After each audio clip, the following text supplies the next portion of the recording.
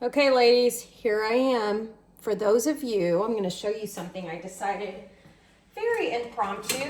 I am making my famous chicken enchiladas with tomatillo sauce. So I want to show you how I make them in case you want to make them at home. So what I did, I went and got my second COVID shot today. While I was gone, I put in the Instapot chicken with a little bit of chicken broth. So I did 2 cans in this case because I put about 3 or 4 pounds worth of chicken because I'm making almost 60 enchiladas today for the teachers. So it's for Witten's daycare. Today is one of their teacher appreciation days of the week. So I am known to make them enchiladas because God knows I can't be a PTA mom. I suck at that, but I can cook some great food, right?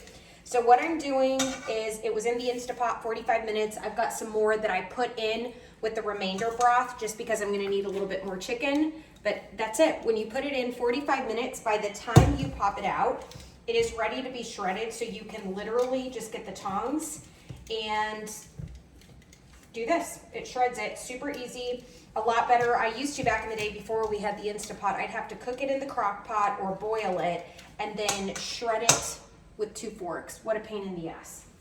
So right now what I'm gonna do is I'm gonna go ahead and start working on my sauce. I'm using our wok, but you can use any deep pan if you want. Secret. So yes, I can make homemade tomatillo sauce, or I can use this tomatillo sauce. I specifically use the Herdes brand. I do not use La Victoria or anything like that. This is the one that I love. It's the closest thing, in my opinion, to the real deal without having to slave away. So this is what I'm gonna be using. So let me just open this. I get the big jugs. I'd rather have more than not enough. They sell it in the jars too, but this is a lot easier. And FYI, I've already cleaned my hands in case you're wondering and you're like, holy crap, she's digging in that thing. So what I'm gonna do is, I've got the sauce. I'm gonna get the blender. Just plug this puppy in.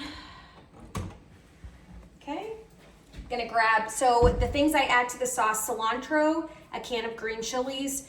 With the green chilies, it's to spice it up just a little bit, but if you don't like spicy food, then just this alone keeps it very bland as far as spicy. And then I use sour cream, doesn't matter what brand, and I'm gonna show you my secret weapon, okay?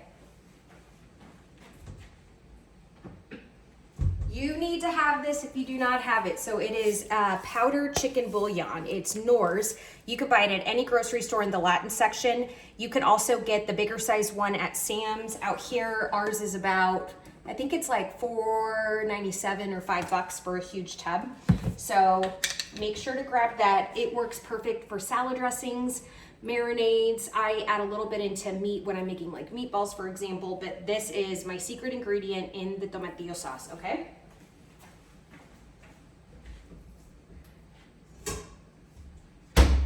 All right, so I've got my bowl. I'm gonna start with this first. I'm gonna get a can of diced green chili. Kosher salt is what we use. I don't like using the iodized. It tastes, once you start cooking with kosher salt, you can taste the difference. Iodized tastes almost fake. I don't know. Best soury, I don't know. Something disgusting to us. So we use kosher. I'm gonna put the chicken to the side. I'm gonna go ahead and I'm going to, now that I've opened the lid, it gives it a little bit of an air gap. So I'm gonna close this up real quick. Shake it around. And I'm just gonna dump it in the bowl. Okay, there it is. Done. A tip, if you're only, because I'm making so much, I'm gonna use 2 tubs today, but normally if you are making just standard 6 to 8, maybe 10 enchiladas, keep this, because any sauce that's left over, if you wanna store it for a couple as leftover, just pour it back on there the next day. If you're gonna eat them the next day, it's perfect. Add just a little bit of kosher salt, pepper, the consomme de pollo. So I am really big on feel, okay? So I'm gonna show you what I do. I just grab with my hands, Go 1, grab with my hands 2. Okay, so I've got that. Let me get the sour cream.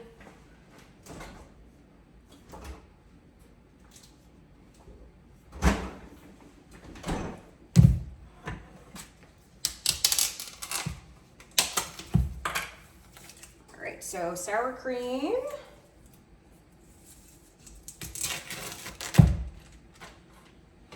This right here, I'm gonna move this over here, maybe show you guys what I'm doing. Can you see it? You can see it. Okay, so I just grabbed the tub of sour cream. And what you want, you want it creamy, you don't want it too creamy. So in this case, with a tub this big, that's a 48 ounce, I'm gonna start with using about half. And if I need to add more, I can always add more, okay? Got the diced green chilies. Just opening that up real quick. I'm gonna drain it, okay? Even though it's going into salsa, I still like draining them just because they have, I don't know, it tastes a little oily to me. So there we go. All right. Add that in there. Okay. And on the green chilies, it doesn't matter what brand, you guys. I use any. Not really picky with those. Those don't make a difference. Now I'm gonna grab some cilantro. That's another one of those secret ingredients.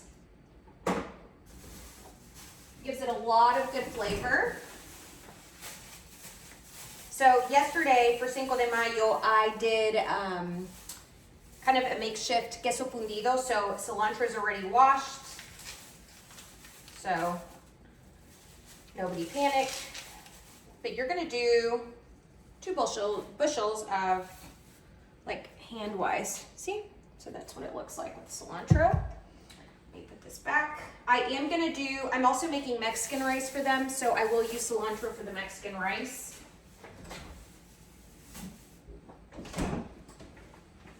And what I'll do is I'll post the link when I'm done. So in the description of the video today, I've got a PDF on my real estate website with this recipe too. So if you want the recipe, it'll be in there. I'll add that link.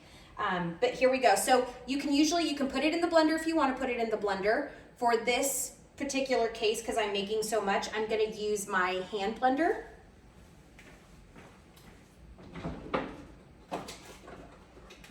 And this is one, my mom's had this thing for so frickin' long, and she handed it down to me, and I was extremely grateful.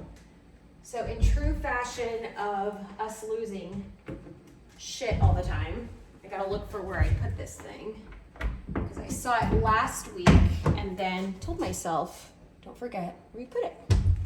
But guess what? I forgot where I put it.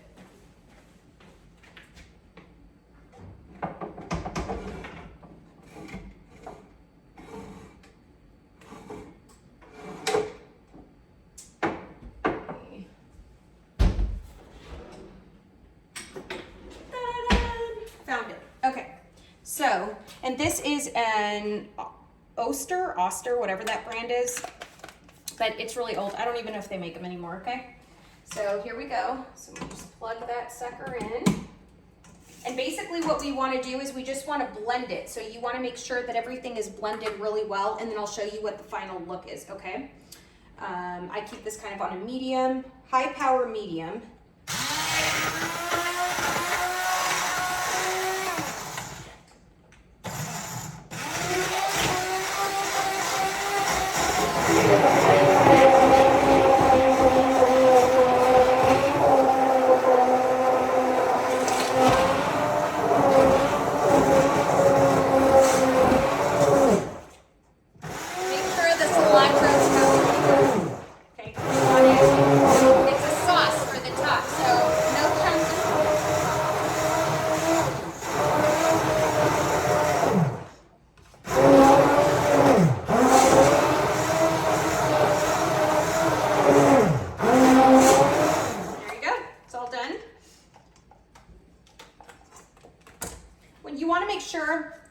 taste it, okay guys? Make sure that the sauce is to your liking. So if it needs to be a little more spicy, you can add more spicy at this point and blend again if it's perfect. If for any reason it still tastes too salsa based for your liking, just add a little bit more sour cream, okay? And then vice versa. If for any reason it tastes too creamy for your liking, then just add a little bit more of your salsa. But remember, add a little bit more pepper, kosher salt, and then you're going to de pollo, your dried bouillon, if you need to. Just keep your ratios going to taste, okay? So now we got the sauce. I've got the chicken ready to go. I'm gonna go ahead and for the sake of trying to cook them a little quickly, because I need to have them there by 11:30, I'm gonna just start heating up a little bit of this sauce. I don't normally do that. I normally just bake it. But what I'm gonna be doing is I'm keeping it on pretty low heat. If you have numbers on your stove, if it's gas, I usually keep between a 3 and a 4 when I'm cooking stuff. And on electric, I would keep it on a medium to high heat. Okay, so here we go. And just be adding that so that way it's nice and hot and can cook through pretty quick. I've got, in order to make enough for the teachers, I'm gonna be making about 5 trays, and 5 trays holds between 6 and 7, depending on how I stuff them. So I'm gonna be using the 2 batches. So what you saw me do right now, times 2, in order to make almost 60 enchiladas.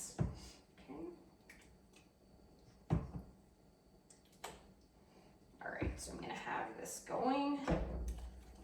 Perfect. All right, so there's that.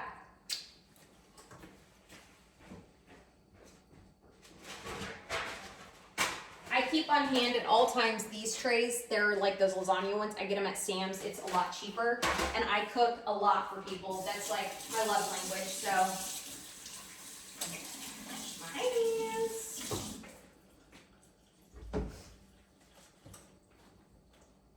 Okay, now that y'all got a nice ass shot. Okay, so basically what I'm gonna start doing is I've got tortillas. Usually I do ones on the comal, so I heat them up on what's called the comal. It's basically like a flat top. Today I wanted to cut time though, because I knew I would be a little bit limited, and sometimes when I'm trying to make so many, the tortillas are what delay the process a ton. So to make that many tortillas would take me probably an hour. So today I'm just making it as easy as I can, and then I also know that I need to make my rice. The Mexican rice, I usually cook it at the very end so that it's not too cold. Daycare's right up the street, and my rice will usually takes between 7 and, maybe 10 minutes, realistically. So 10 minutes, so that's what I got. So now what we're gonna do, just try to clear this off somewhat a little bit. Gonna lower the heat even more. It's already starting to bubble. It's the great thing about gas. So I'm gonna get the tortillas, start off right there. Usually what I do is I will literally just plop tortillas in one container and then work my way. Let me get this Instapot lid closed. Okay, so let me throw the bags away.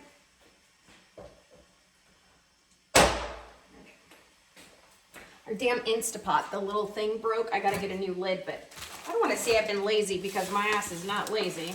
I definitely work a ton and constantly have stuff going, but here we go. So this is what we're gonna do.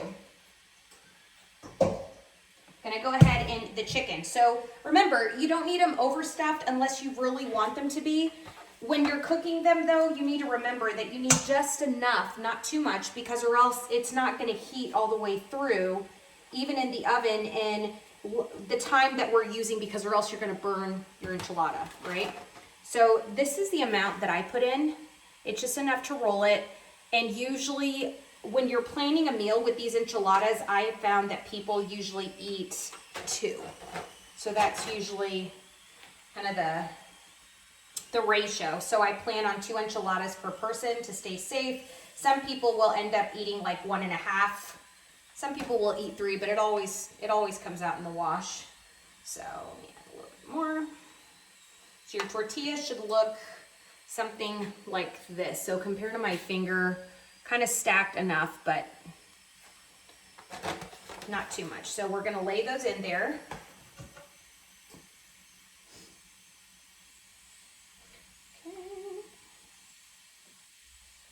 You're also gonna need some mozzarella cheese. In this case, yesterday, we, for Cinco de Mayo, forgot to grab the shredded cheese for a friend's house. So I'm gonna be using a little bit of the Mexican cheese as a makeshift just so it doesn't all go to waste. But normally just shredded mozzarella is what you're gonna wanna put. So we roll our tortillas into the like enchilada roll. And something too, let me show you guys. I roll and I keep the lips of the tortilla upward so that the sauce goes in and so they don't get all disheveled when people are trying to scoop them up.